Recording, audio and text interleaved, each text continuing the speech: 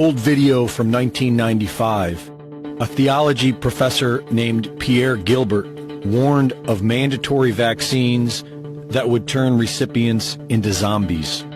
He speaks in French, so I will translate. In the biological destruction, there are the organized tempests on the magnetic fields. What will follow is the contamination of the bloodstreams of mankind, creating intentional infections. This will be enforced via laws that will make vaccination mandatory. And these vaccines will make possible to control people. The vaccines will have liquid crystals that will become hosted in the brain cells,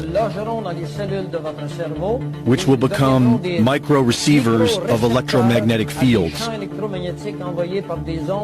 where waves of very low frequencies will be sent.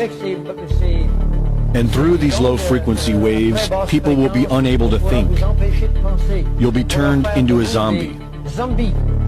Don't think of this as a hypothesis. This has been done. Think of Rwanda. There isn't much information I could find about Pierre Gilbert, but what he said 26 years ago certainly rings true today. In 2016, The Guardian published Genetically Engineered Magnetoprotein Remotely Controls Brain and Behavior. Here we can see zebrafish larvae that have been injected with magneto being manipulated with magnetic fields. In March of 2020, Defense One published an article on how hydrogel biosensors are ready to be injected into people's bodies, funded by DARPA and Bill Gates. If you search magnetic nanoparticles, you will find several articles and videos explaining the so-called benefits of this invasive technology that can control parts of the human body via external frequencies.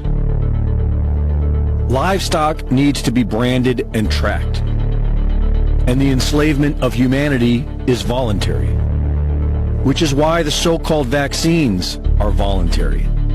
And sadly, there seems to be millions of people eagerly lining up to be state property. For ReesReport.com, this is Greg Rees.